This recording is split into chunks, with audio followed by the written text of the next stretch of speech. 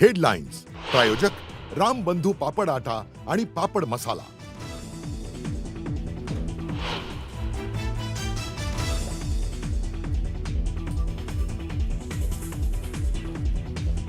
अजित पवारांच्या विमान अपघात प्रकरणी रोहित पवारांचा बारामती पोलीस स्थानकात। तुम्ही एकतर एफआयआर दाखल करा नाहीतर मला अटक करा म्हणत रोहित पवार आक्रमक।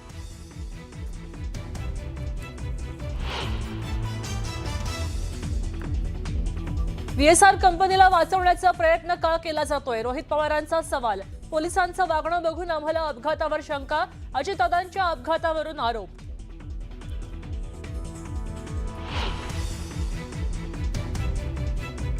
भाजपच्या काही नेत्यांचा आम्हाला विरोध, शिवसेनेच्या नेत्यांकडनं विरोध नाही। अजितदादांच्या विमान अपघाताच्या तपासण्याच्या मुद्द्यावर रोहित पवारांचा सूचक इशारा।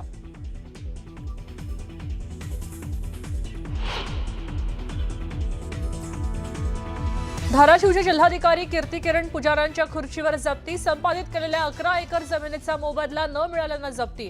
जिल्हाधिकाऱ्यांची खुर्ची, टेबल, एसी जप्त करा, कोर्टानं दिलेत आदेश।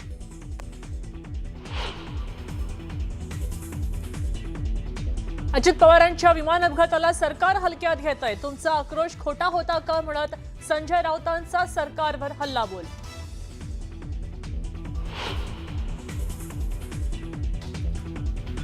व्हीएसआर कंपनीचं विमान न वापरण्याचा शिवसेनेचे नेते, आमदारांचा निर्णय एकनाथ शिंदेंकडूनही मान्य।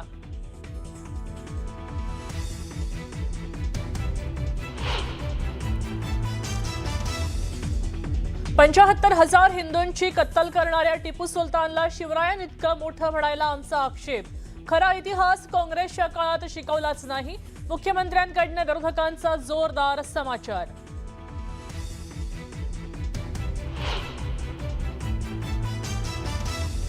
महाराष्ट्रातली अर्थव्यवस्था ही देशातली सगळ्यात मोठी अर्थव्यवस्था। थेट परकीय गुंतवणुकीत महाराष्ट्र क्रमांक 1 वर, मुख्यमंत्र्यांची विधानसभेत माहिती।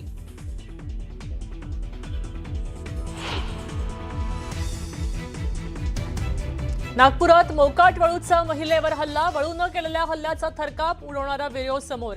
महिला गंभीर जखमी असून महिनाभरापासून महिलेची मृत्यूशी झुंज।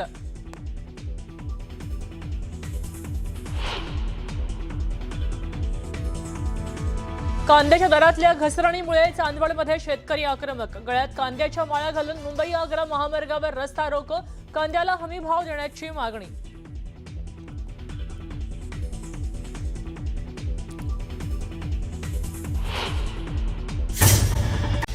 तपास जो की कलम 194 BNSS खाली करण्यात येतो, तो तपास CID कडे वर्ग करण्यात आलेला आहे।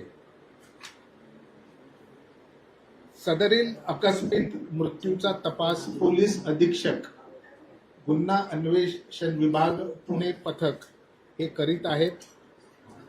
आता प्रश्न आहे की या तपासाचा उद्देश काय आहे? या आकस्मिक मृत्यू मागे घातपात आहे का, हा त्या तपासाचा एक उद्देश आहे। म्हणजे घातपात आहे का याचा तपास। त्याचप्रमाणे याच्यामध्ये क्रिमिनल निग्लिजन्स म्हणजेच रॅश ऑर निग्लिजंट ऍक्ट जो आपण म्हणतो, हा आहे का, हा सुद्धा त्या तपासाचा एक भाग आहे। आणि तिसरा आणि महत्वाचा भाग आहे की याच्यामध्ये कोणते गुन्हेगारी कृत्य घडलेले आहे का, ज्याला आपण इंग्लिशमध्ये इल्लिगल ओमिशन म्हणतो, किंवा इतर कोणते गुन्हेगारी कृत्य घडलेले आहे का, हा या तपासाचा स्कोप आहे।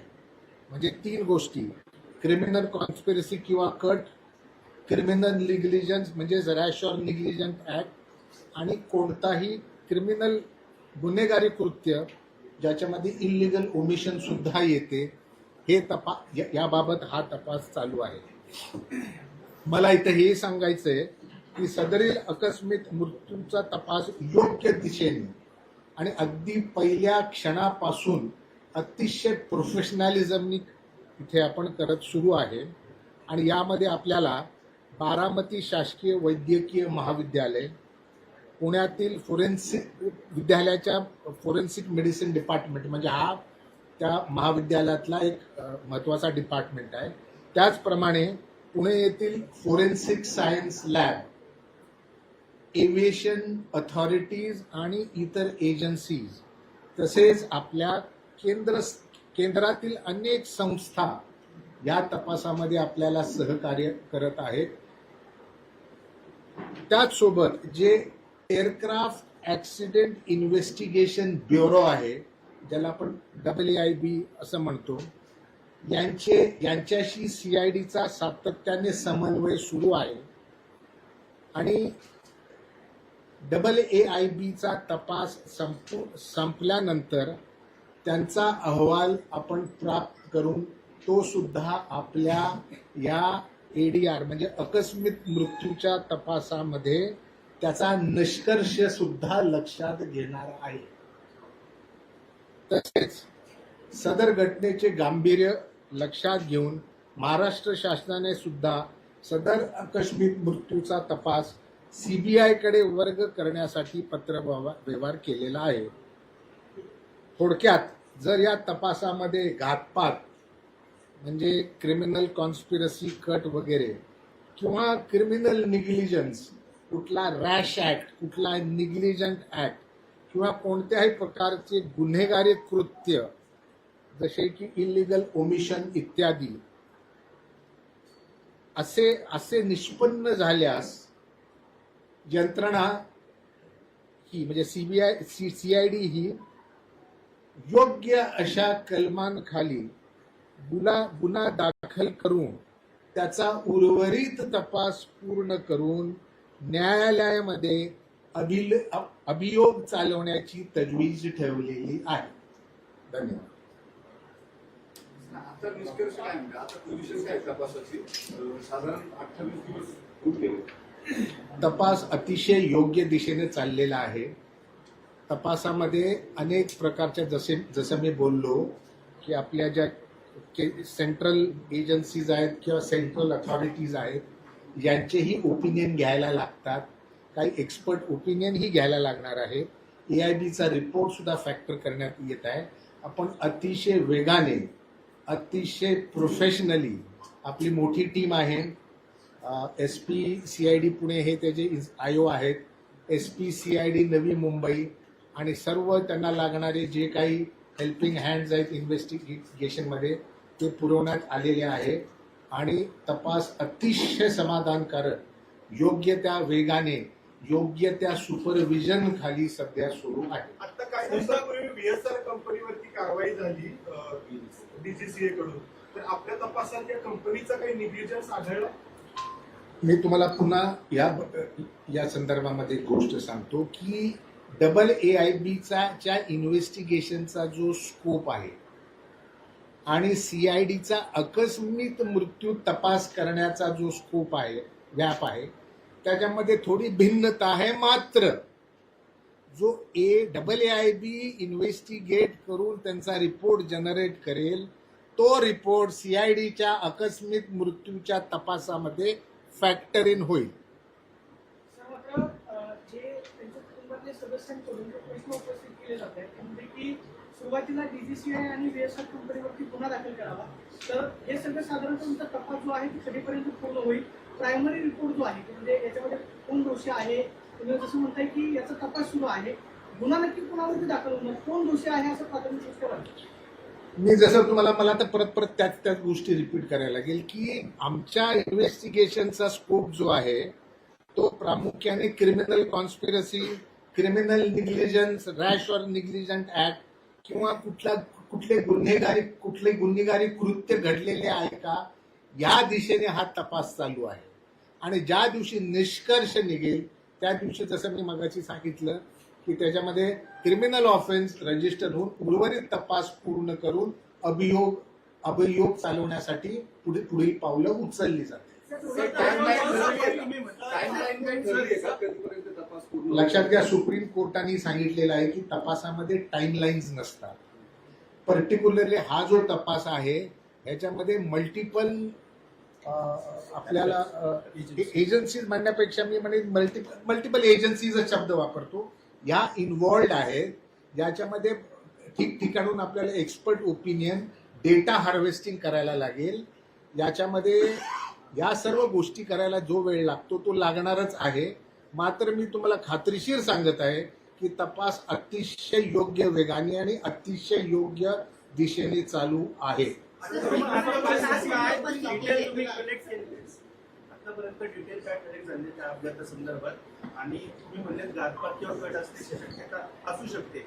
या असू शकते असं म्हटलेलो नाही, आम्ही क्लिअर करतो. मी त्या दृष्टीने तपास करत आहे हे मी सांगू इच्छितो. याचा स्कोप तो आहे. सर प्रायमरी तपास घात त्या अपघात याच्यावरच सगळं सुरू आहे. हे बघा, ज्या वेळेला काही निष्कर्ष होईल, ज्या वेळेला निर्माण होईल तेव्हा कायद्यातल्या पुढच्या प्रक्रिया राबवण्यात येतील. 28 दिवस झाले. 28 दिवसात आतापर्यंत तपासात कोणत्या गोष्टी तुमच्या समोर आल्या? आमच्या समोर बऱ्याच काही गोष्टी समोर आलेल्या आहेत, म्हणजे बरेचसे पुरावे समोर आले आहेत. गोष्टी हा शब्द मी वापरणार नाही. आणि जसं जसं अजून पुढे आमच्या समोर अधिक पुरावा येतील आणि निष्कर्ष निघेल तेव्हा नक्कीच तो आपल्यापर्यंत मी तुम्हाला पुनश्च सांगतो, आम्ही भरपूर पुरावे गोळा केलेले आहेत. जे उर्वरित आहेत तेही लवकर गोळा करण्यात येतील. लागणारे जे टेक्निकल रिपोर्ट्स आहेत तेही मिळवण्यात येतील आणि त्याच्यानंतर निष्कर्ष काढण्यात येईल. सर, मुंबई विमानतळावर स्पेसिफिक मुद्दे रेज केलेले आहेत, त्याच्यामध्ये त्यांनी एकतर विमान नादुरुस्त होतं का याबद्दल म्हटलेल्या, दुसरा हवामानाच्या क्लिअरन्स बद्दल मुद्दा उपस्थित केलेला आहे की तो कोणाकडनं दिला गेला. हे आपल्या इन्व्हेस्टिगेशनचा भाग तुम्ही घेतलेला आहे का? ऐकून घ्या, याच्यामध्ये जी AAIB जी एजन्सी आहे त्यांचा एक स्कोप ऑफ इन्व्हेस्टिगेशन आहे. तो झाल्यानंतर एक रिपोर्ट फर्निश होईल जो आम्ही आमच्या तपासामध्ये फॅक्टर इन करणार आहे. या अर्थाने ते म्हणतायत की त्याच्यातला फक्त याचा मुद्दा नाही, कॉन्स्पिरसी या अँगलनी ते मुद्दा म्हणतायत. म्हणजे टेक्निकल अस्पेक्ट AAIB कडनं इन्व्हेस्टिगेट होतील, ते कॉन्स्पिरसी या अँगलनी या मुद्द्यावर बोलतात. त्यामुळे क्लिअर नाही. मी शेवटचे 3 प्रश्न घेणार आहे. AIBच्या रिपोर्टमध्ये ब्लॅक बॉक्स जळाला असं करून सांगितलं जातं. ब्लॅक बॉक्सच्या संदर्भात आपण त्यामध्ये काही तपास केला आहे? आम्हाला जेव्हा AIBचा रिपोर्ट प्राप्त होईल तर त्याचा अभ्यास होईल आणि त्याच्यावरती निष्कर्ष काढण्यात येईल.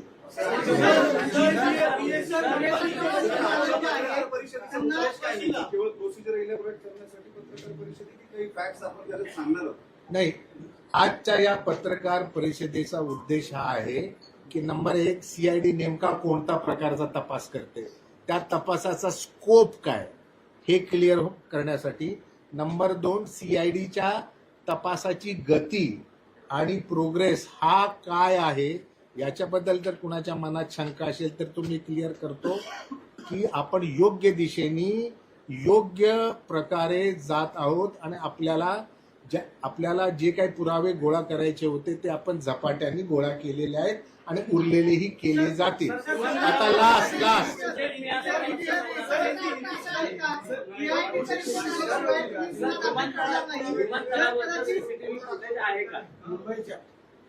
जे काही एव्हिडन्सेस अवेलेबल आहेत त्यातले बरेचसे कलेक्ट झालेले आहेत, उरलेले कलेक्ट होतील.